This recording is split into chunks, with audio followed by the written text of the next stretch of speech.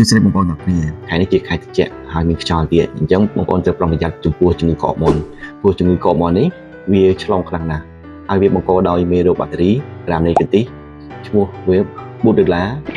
pertussis នេះវាអាចកើតទៅលើកុមារនិងមនុស្សពេញវ័យហើយក៏អាចកើតទៅលើទារកជាពិសេសទារកនិងមនុស្សចាស់ទារកនិងមនុស្សចាស់ហ្នឹងមានសភាពធ្ងន់ធ្ងរហើយរោគសញ្ញារបស់វាគឺរន្ធក្តៅតិចៗហៀសម្បោក្អកទៅដាស់និងហៀទឹកភ្នែកចំពោះកុមារដែលក្អកគឺចាប់ផ្ដើមក្អកខ្លាំងៗរហូតដល់ឮសំឡេងដូចដកចង្កាមាន់ហើយក្អកគឺនឹងងាប់នៅពេលយប់ហើយវាអាចនឹងឲ្យកុមារហ្នឹងអុកស៊ីហ្សែនគាត់ពុំបានគ្រប់គ្រាន់នៅក្នុងខ្លួនរបស់គាត់ហើយ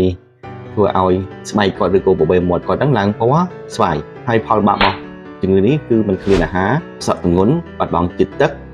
អុកស៊ីហ្សែនมันគ្រប់គ្រាន់នាំឲ្យកុមារឬអ្នកចាស់ហ្នឹងធ្វើឲ្យសន្លប់ឬក៏សន្លឹមលាកជាកណ្ដាលនិងលាកសួតដើម្បីការពារជំងឺនេះត្រូវការចាក់វ៉ាក់សាំងដើម្បីការពារហើយបើបងប្អូនមានអាការៈគាត់ឡើងស្វាយឬក៏ពិបាកដកដង្ហើមញាប់ជាដើមសូមបងប្អូននាំកូនឬក៏អ្នកដែលជំងឺនេះទៅមន្ទីរពេទ្យជាបន្ទាន់សូមអរគុណ